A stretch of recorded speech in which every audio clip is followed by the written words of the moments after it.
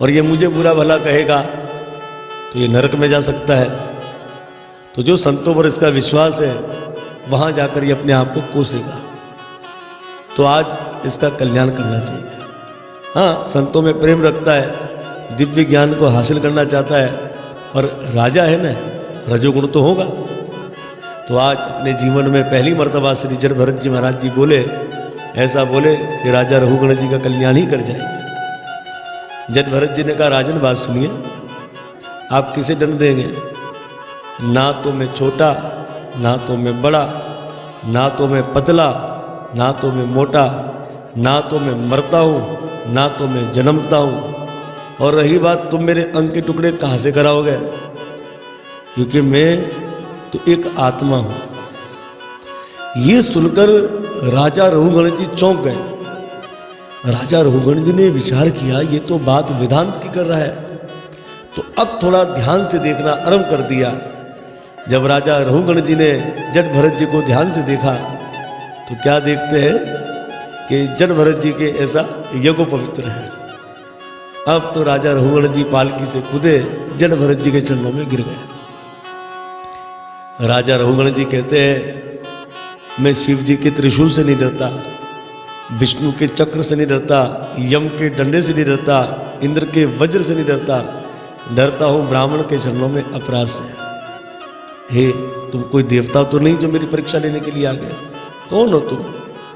उस समय जड़ भरत जी कहते हैं कि मैं एक ब्राह्मण हूँ, अंगिरस्त गोत्री, और रही बात मैं संतोषी ब्राह्मण हूँ, कोई क्रोध करने वाला नहीं, कोई श्राप देने वाला नहीं हूँ।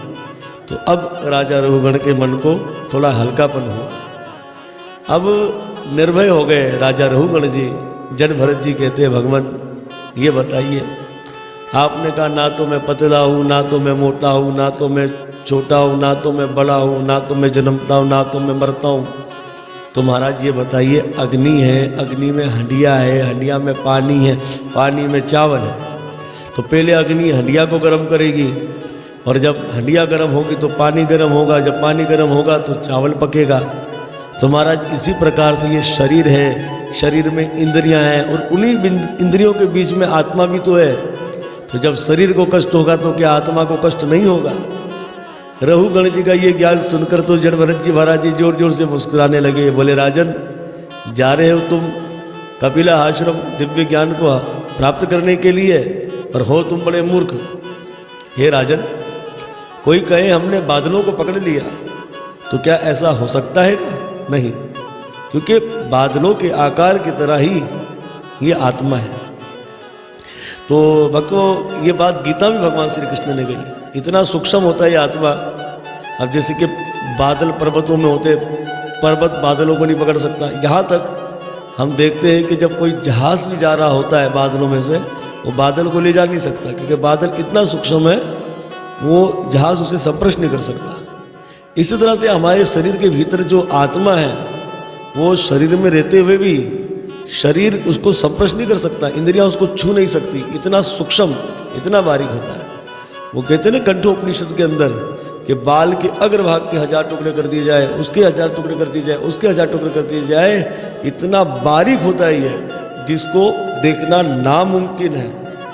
तो इस तरह से सुंदर ज्ञान का उपदेश राजा रघुगण जी को श्री जड़ भरत जी महाराज जी कह रहे हैं। जड़ भरत जी महाराज जी कहते हैं, राजन यदि अपना वास्तव में कल्याण करना चाहते हो तो संत महापुरुषों की शरणागति में चले जाओ, सारे अहंकार को छोड़कर, क्योंकि संत महापुरुष बड़े दयालु होते हैं और तुम पर दया करेंगे। हे राजन, पानी तो सब पर बरसता है। अब जब वर्षा का पानी होता है वो पर्वतों पर भी गिरता है, समुद्र में पानी की आवश्यकता नहीं, वहाँ भी बरसता है, गाँवों में बरसता हैगा, सड़कों पर बरसता हैगा। तो बारिश का पानी जिस प्रकार से सब जगह बरसता है, इस तरह से भगवान की कृपा सब जीवों पर बरसती है। जैसे पर्वतों पर भी पानी बरसता है, पर पर्वतों में पानी टिकता नहीं, नीचे गिर जाता है। इस तरह जो अहंकारी है, जो पर्वतों के समान अहंकारी है, उन्हें ज्ञान तो प्राप्त होता है, पर ज्ञान उनके पास टिकता नहीं, खिसक जाता है नीचे, क्योंकि ज्ञान के अंदर निम्रता की खाई होनी चाहिए। और जिनके पास निम्रता की खाई है, उनके पास ये दिव्य ज्ञान टिकता हैगा। तो भगवान ज्ञान तो सबको ही देते हैं, कृपा तो सबके ऊपर ही करते हैं, पर लेने वाला कौन है, ये तो लेने वाले के ऊपर निर्भय होता हैगा। इस तरह से बड़ा सुंदर ये ज्ञान का उपदेश दिया। आगे भवाटिवी के विषय में बताते हैंगे। जन भरत जी महाराज जी कहते हैं ये संसार एक भवाटिवी है, यानी कि एक जंगल है। ये राजन ऐसे पुरुष की खोज करो जो जंगल के कोने कोने को जानता हो। तो जंगल के कोने कोने को जानने वाले कौन है? बोलिए सदगुरुदेव महाराज की जय। ऐसे सदगुरुदेव की खोज करनी चाहिए, क्योंकि सदगुरुदेव ही इस संसार रूपी जंगल से हमें पार निकालने वाले हैंगे। तो हमें सावधान पूर्वक गुरुदेव की शरणागति में जाना चाहिए। जैसे कोई चेला कहता है ना हमको गुरु अच्छे मिल जाए, इस तरह गुरुदेव भी कहते हैं कि हमें चेला अच्छा मिल जाए। तो प्रहलाद जी का अपना ध्रुव जी का चरित्र आप सब भक्तों ने श्रवण किया कि जब ध्रुव जी को 5 साल की अवस्था में भगवान की प्राप्ति हो गई। अब होता ये था कि जहाँ 2-4 लोग बातें कर रहे तो देव ऋषि नारद जी चले जाते थे। हाँ भाई क्या चर्चा हो रही है, तो लोग कहते रहे नारद ऋषि ध्रुव जी ने 5 साल की अवस्था में भगवान को पा लिया हैगा। तो उस समय देव ऋषि नारद जी की छाती चौड़ी हो जाती थी। अरे चेला किसका हैगा? बोले हमें नहीं पता। तो देव ऋषि नारद जी बोलते हमारा ही चेला है। तो छाती चौड़ी हो जाती है। इसी तरह से वो कहते हैं ना कि गुरु हो विद्वान तो चेला खुद ही पहलवान हो जाता है। इसी प्रकार से हमें शिक्षा लेनी चाहिए। जैसे शिष्य कहता हमें गुरु अच्छे मिले, तो इस तरह गुरुदेव भी कहते हमें चेला अच्छा मिले। और अगर भोगी गुरु होगा और लालची चेला होगा तो क्या होगा? दोनों नरक में चले जाएंगे। तो इस तरह से ये संसार रूपी भवाटिवी से जो निकालने वाले हैं वो है सदगुरुदेव। आगे 7 द्वीपों के विषय में बताया गया है, जम्बू द्वीप आदि, और हर द्वीप के संग 7 समुद्र मौजूद हैं और 9 खंड हैं। और 9 खंडों में भगवान का पूजन होता है। अब जैसे कि इलावर्ता खंड, इलावर्त खंड के अंदर हमारे भोले बाबा विराजमान हैं और 100 अरब दासियों के संग दुर्गा देवी वहाँ पर भोले बाबा का पूजन करती है।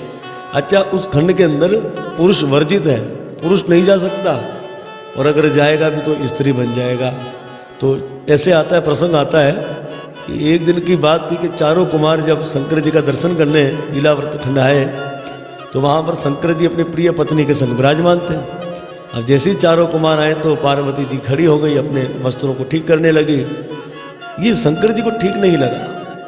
उस समय शंकर जी ने उस वन को श्राप दे दिया कि अब कोई पुरुष इस वन में नहीं आ सकता। इसी प्रकार से एक प्रसंग पूज्य हमारे व्यास गुरु श्री पराशर महाराज जी से हमने श्रवण किया था कि जब शंकर जी का विवाह देवी पार्वती के संग हुआ तो शंकर जी अपनी पत्नी को लेकर जा रहे हैं। तो चलते चलते चलते एक पेड़ को सहारा लेकर शंकर जी खड़े हो गए। पार्वती जी मन ही मन प्रसन्न हो रही थी कि मैं अपने घर जाऊंगी। तो शंकर जी जब पेड़ को टेका लिए खड़े हो गए तो पार्वती जी को ऐसा लगा कि शायद थक गए होंगे, तो थोड़ा आराम कर रहे हैं। तो काफ़ी समय हो गया। पार्वती देवी ने शंकर जी से कहा चलिए अपने घर। शंकर जी ने कहा आ तो गया हमारा घर। बोले ये बरगद के नीचे घर? बोले यही घर है। शंकर जी कहते हैं कि एक समय यहीं लोगों को आना पड़ता है भूत बनकर, तो हमने तो अपना घर ही बना रखा है। अब पार्वती जी ने शंकर जी को भाषण देना आरंभ कर दिया। बोले नहीं नहीं, पहले हुआ वो चल गया, अब तो गृहस्थी आश्रम में, अब तो हमें घर होना चाहिए।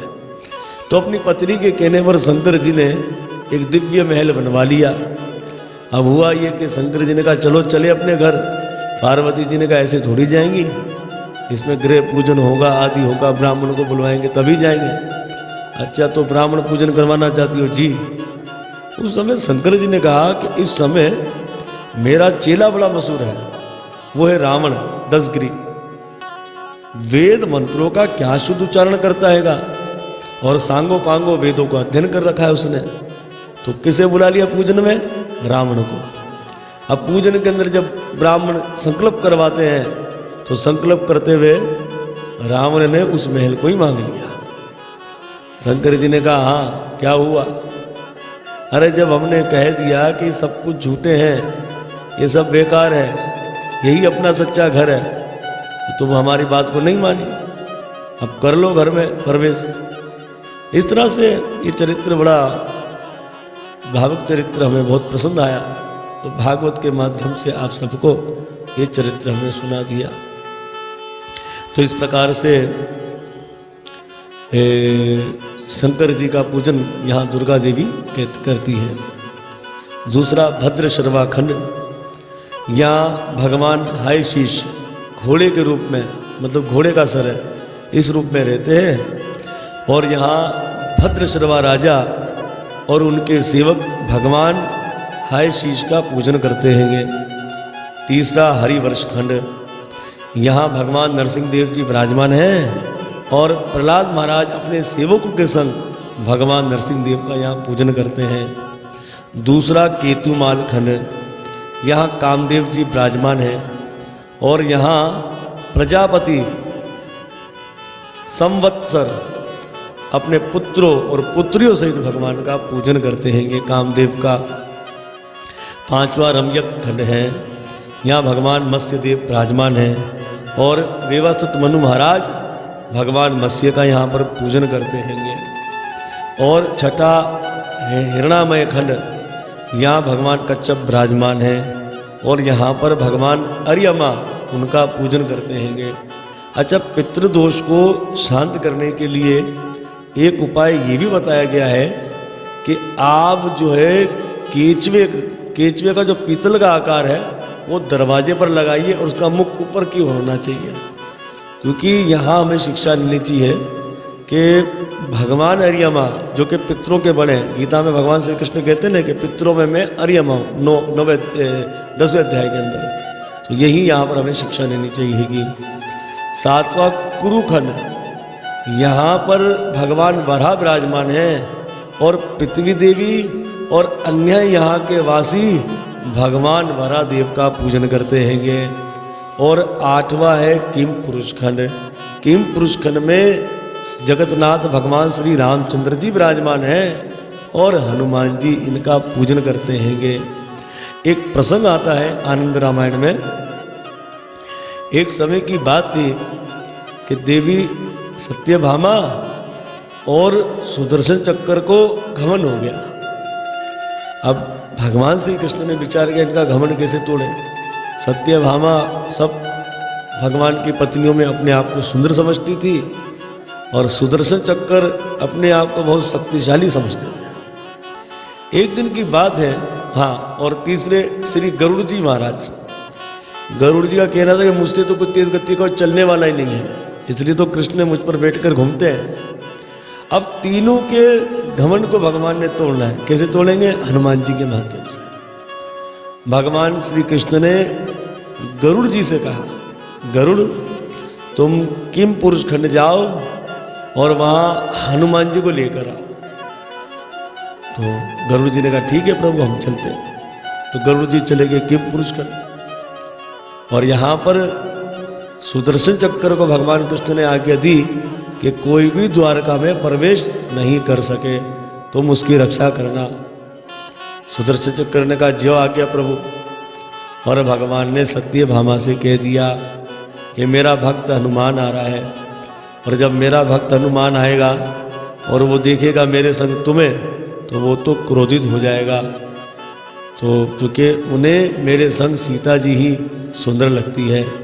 सत्यभामा ने कहा रे प्रभु कैसी बात कर रहे हैं, जब हनुमान जी आपके संग हमें देखेंगे सीता जी को भूल जाएंगे। अच्छा अच्छा ठीक है, भगवान ने कहा जैसी तुम्हारी इच्छा। अब हुआ ये कि जब गरुड़ जी महाराज जी किम पुरुष खंड पहुँचे तो वहाँ पर हनुमान जी भगवान श्री राम का पूजन कर रहे थे। तो गरुड़ जी ने कहा हनुमान, भगवान जगन्नाथ श्री कृष्ण ने आपको द्वारका बुलाया है, इसलिए आप हमारे संग द्वारका चलिए। अब हनुमान ने कहा देखे गरुड़ जी, मैं इस समय भगवान का